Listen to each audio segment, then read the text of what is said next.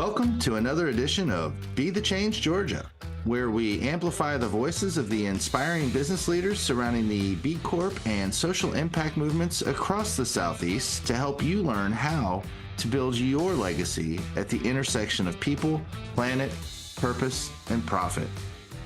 Today, there are more than 8,000 B Corps in over 80 countries and 180 different industries, unified by one common goal: transforming the global economy to benefit all people, communities, and the planet. If you want to learn how to plug into our purpose-driven business community alongside the inspiring leaders we feature on this show, check us out at belocalgeorgia.com or on Instagram or Facebook at belocalgeorgia, and we'll hope to meet you at our next event. Whether you know Joey Womack as a rebel with a cause, an analytics junkie, an optimist, a cynic, a serial envelope pusher, a cult creator, or just an old-fashioned superhero, you're guaranteed to learn from today's conversation with him.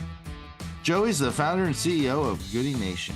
What started as a hackathon project has evolved into a community for post-accelerator social entrepreneurs and diverse founders, investors, coaches, and companies in the innovation space. In part one of this conversation, you'll hear about Goodie Nation's work to eliminate the relationship gap for many promising entrepreneurs, the importance of connection and support in the startup ecosystem, and the state of the Atlanta Black tech ecosystem and the role it plays in shaping this work nationwide.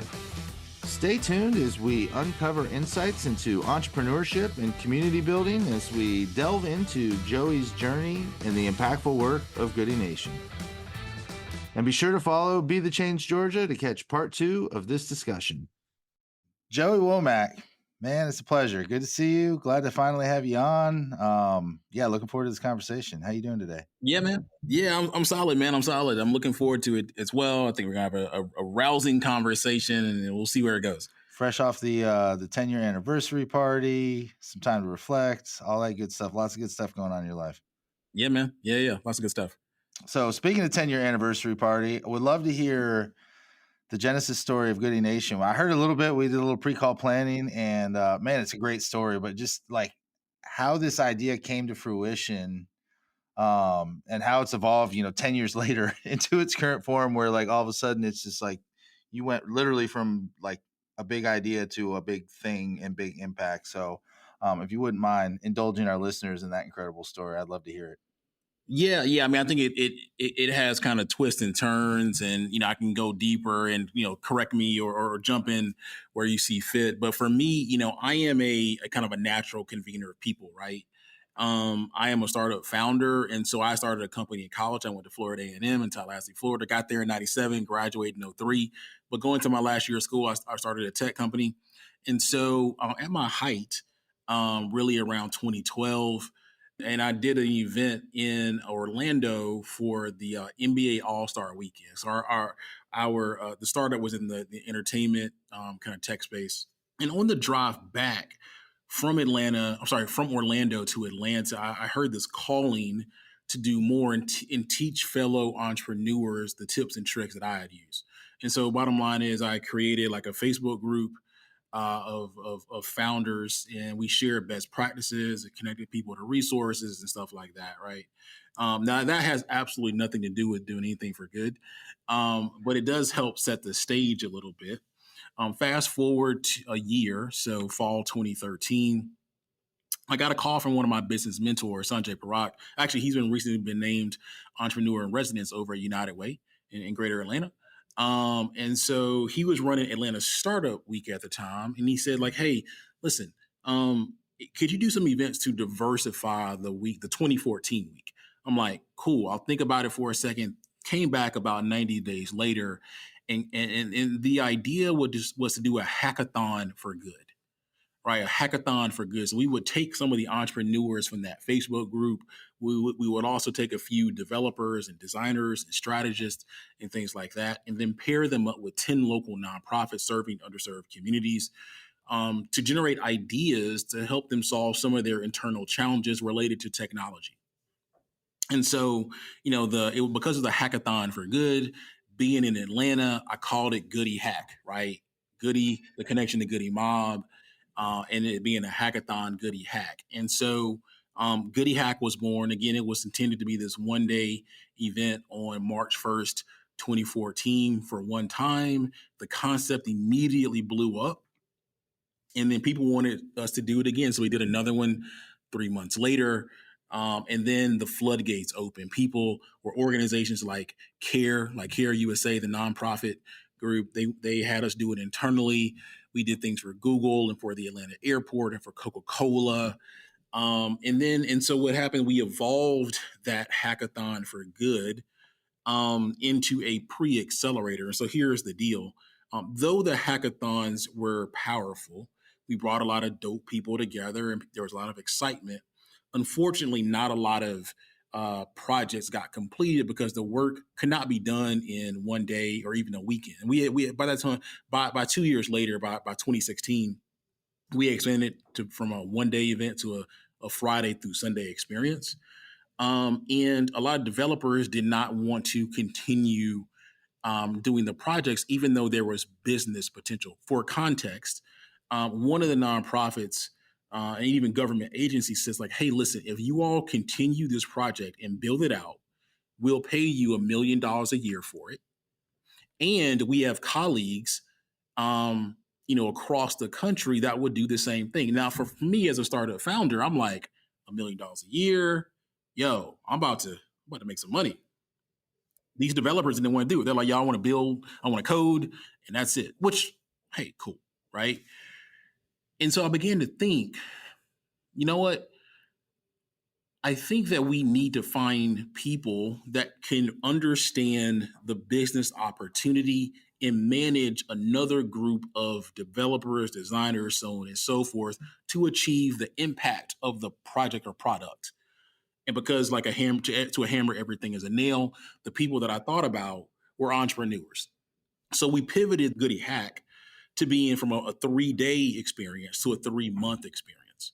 And so in this case, we would help entrepreneurs come up with an idea using design thinking. We would then send them out into the world to get more insight. And then we would then pair them up with volunteer developers, designers, so on and so forth, through a series of 2 hackathons to build their first version of their product, their MVP, essentially, right? And so we did that for 2 years. The first cohort had Gooder. This was all around social impact. So it had Gooder, it had Mini City in it, it had civic dinners, now called Inclusive.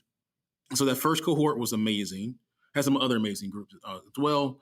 The next 2 cohorts didn't really produce anything that lasted more than 6 months to a year. And so I began to rethink the model even more.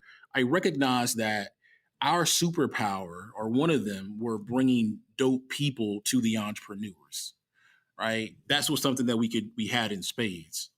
The issue was that we were bringing these dope people, again, VPs, directors, so on and so forth, even investors, to entrepreneurs, and the entrepreneurs were too early for them, right? Even though the entrepreneurs had potential, they were too early to take advantage of the opportunities that we were providing to them. And so we thought that, okay, instead of being a pre-accelerator and sending founders to a Techstars, let's take the companies that come out of a Techstars and then pair them up with the same type of people because they're more able to take advantage of these opportunities. And so that's where the current version of Goodie Nation comes from. That's crazy. I did not know, by the way, that was you named 2 of our B Corps. I did not know that Gooder and Inclusive both came through the first cohort. That's truly like bringing it full circle. But I did not know that. That's awesome. Yeah. And that's a crazy. I mean, it's a really cool story too of like the pivot that is required of any organization though. Of like, I don't know. Sometimes you get into this and whatever the stupid feel fast or whatever. But like honestly, it's not even that. It's just.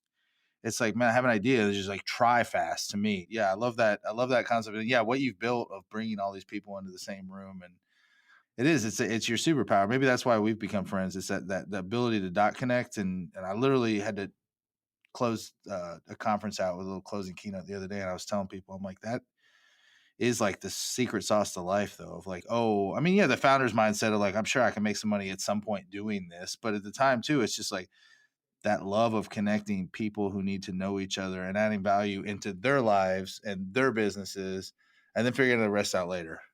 Yeah, exactly. Exactly. I mean, people talk about like purpose, right? Like, I mean, you find your purpose and stated it differently. People, in my experience, people that find their purpose are essentially superheroes, and then or you find something you're really really good at, and somebody will pay you for that, right? It'll become apparent, relatively soon, like what people will pay for. You just got to identify that purpose. I mean, and I actually have a framework where I'm happy to share it, helping people identify their purpose. But once you kind of understand that, then the I'm not saying the floodgates are open, but it becomes easier for people to pay you for. And that's how you kind of live a life where you get paid to do what you feel like you've been born to do, which leads to a kind of a fulfilling life to a certain extent. Yeah. I mean, and honestly too, it's funny, those little things you never know that like how you impacted somebody or whatever. Like that call we had just to play in this podcast. And I was at a point where I was just kind of like you're struggling and like I have one employee, you're trying to make payroll and you're like, hey, it took me a while to really take off with Goodie Nation. It wasn't, the first couple, it was a grind. It was like kind of, you have those moments where you're like, why am I doing this again? But the fact that you found what you love to do keeps you coming back, and you're like, the rest will figure itself. I just have to figure out how to make it so tomorrow. It's like the NCAA tournament, like advance and survive, advance and Yeah, survive. yeah. I mean, so quick story on that front. So when we were first starting, like that first Goodie Hack, we were actually going to do it in conjunction with another organization, not based in Atlanta, but they're in the tech space. And to be clear, I came up with the idea for doing hackathons, but I had never done a hackathon before in my life. Like I had never done one. I had been a mentor at one, a small one for like 15 people. I had never done a hackathon before. Right. And so I was used to producing events. I know how to produce an event, but I didn't know, I had never been in a hackathon, never judged it. I just kind of researched and figured it out. Right. And so partner with another organization that had experience doing some hackathons, but they were not based here. So the whole thing was, they would help create the agenda and how it would work out. And our team would be responsible for getting people there.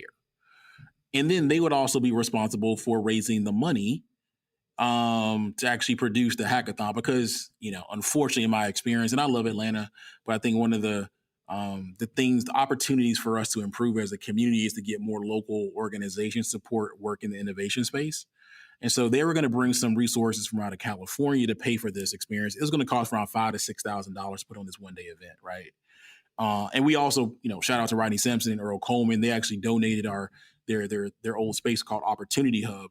And if they hadn't done that, it would have cost even more. But bottom line is this: about a month out from the event, that organization said, you know what, we can't raise the money. I think that we should. They said, like, hey, we should postpone. Now, I'd seen them postpone at another event, and that really meant cancel. Well, for me, I'd already put my name out there and roped in, 10 organizations like Urban League and Jose Feed the Hungry and all kind of stuff. I'm like, yeah, we can't cancel. I don't know what's going to happen, but we can't cancel this thing.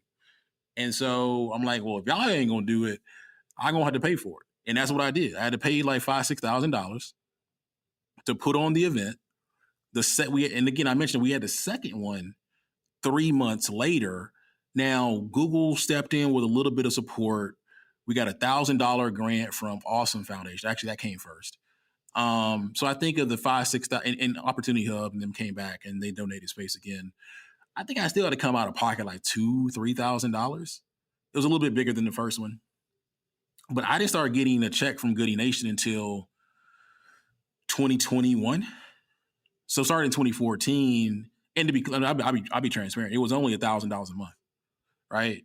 And then I kind of slowly went up from there, but it wasn't like we talk about like grind, like paying for it out of my own pocket, being innovative. I still did have that other startup on the side. So I was basically like, taking and paying for stuff. And so I just kind of had to make it happen. What it wasn't like I was, rolling in the quote unquote dough. I just had to just make it happen until I could pay myself even a livable salary, quite honestly. Yeah.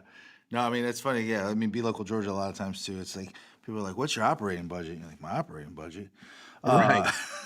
It's Right. like, that's the old Southern bless your heart. Like my operating budget. I appreciate the question, Right. but also starting to see what you're building take off is kind of rewarding, especially as you see your ecosystem grow and all the partnerships start to happen too. So, Thanks for sharing that too. I love the transparency. I think we do a disservice and injustice, whatever, to a lot of founders or want to be entrepreneurs, future entrepreneurs. By sometimes we paint it all as like Jack Dorsey and like use the next Right. Twitter, and you're going to get your seed and your Series A, and boom, boom, boom, boom. 7 years you exit and you're a billionaire. And like reality, a lot of startups. I'm gonna sound like Anastasia Simon now. A lot of startups aren't venture backable.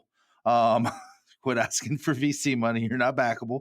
A lot of them are bootstrapped, and the grind is longer. And whether it's nonprofit, whether it's for profit, like the model is still kind of the same. And that grind is long and hard and requires a lot of perseverance. And I think we sell it as this like fantasy land in reality, and it can be. I just think we should be more real in the way we talk about it. I think people have this, it's starting to change, but I think we have this facade of like, no, I'd rather tell you exactly how much I made last year. Like, so you can like, this is what it looks like. You see me on LinkedIn, you see me speaking or doing a keynote or doing the thing, and it gets a lot of likes, but like likes don't always feed your bank account. Right. Exactly. So just build your social capital, which hopefully feeds your bank account at some point. Right. One of the things too that you've become known for in Atlanta and now beyond is beyond Goodie Nation, Atlanta Black Tech. Like you've become kind of the face of the Atlanta, the Black Tech entrepreneur, minority entrepreneurs.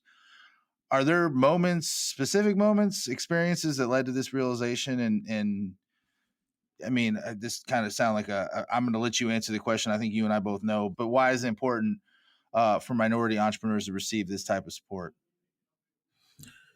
A moment when it crystallized for me in particular around the power of Atlanta.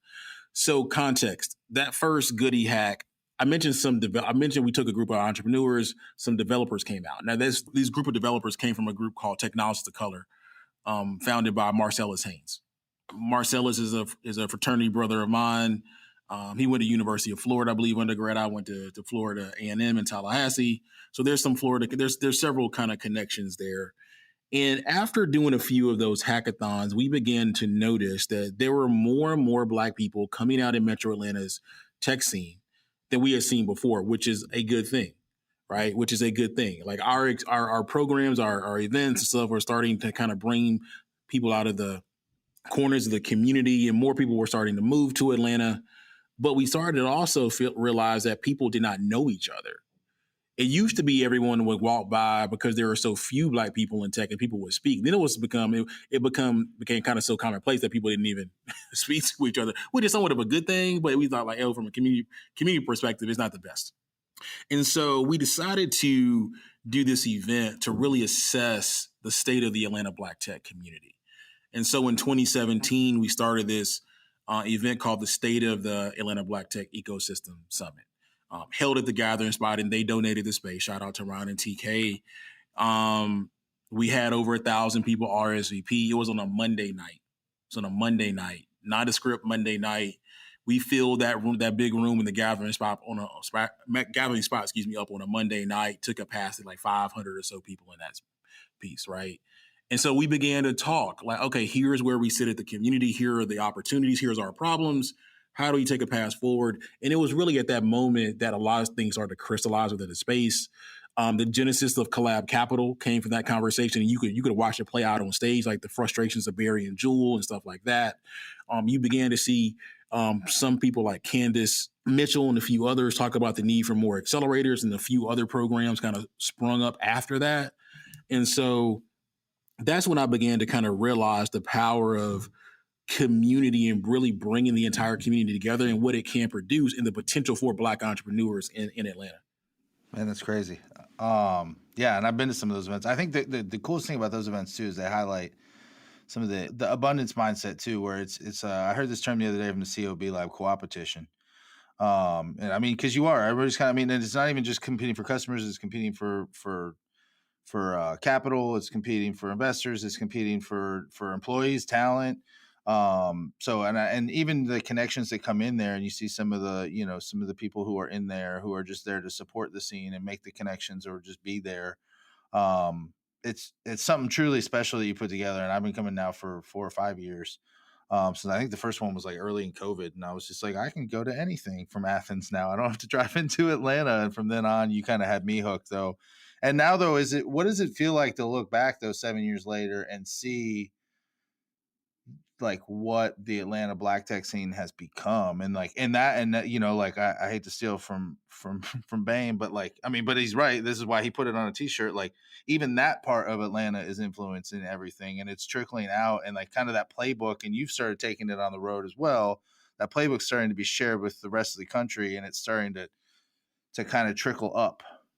Yeah. I mean, it's good to see the things that we have influenced, right? So I mean, after that first state of event, I think the next year when we started to get, when I say we, like the Atlanta community overall, but also black tech community started to get a little bit more press, right? So you started to see, you know, national articles like in Forbes and Fast Company and stuff like that. And as I look back and at our 10-year anniversary in Atlanta, I did a fireside chat with Gip from Big Gip from Goodie Mob. I think he said it best, right? Like, you know, Atlanta is the home of civil rights and essentially social impact. And so if anything is going to happen in this country on social impacts, it's got to come from Atlanta. And the rest of the country is looking at Atlanta, and particularly so for black tech. That wraps up part 1 of this Be the Change Georgia conversation with Joey Womack. If you're not already following us, follow Be the Change Georgia so you don't miss part 2 of this conversation. Well, that wraps up another edition of Be the Change Georgia. We're grateful, as always, for the opportunity to serve you with this content and grow this incredible community of purpose-driven B Corp leaders. If you haven't already, we would be grateful for you to rate this show wherever you get your podcasts by simply tapping the number of stars you think it deserves and sharing it with a friend. This helps us get the word out and continue to use our collective influence as a force for good. This podcast wouldn't be possible without the help from our production team at Chat with Leaders Media. Learn how you can launch your own podcast to grow your business at chatwithleaders.com. Thanks again for listening, and now go be a leader worth following.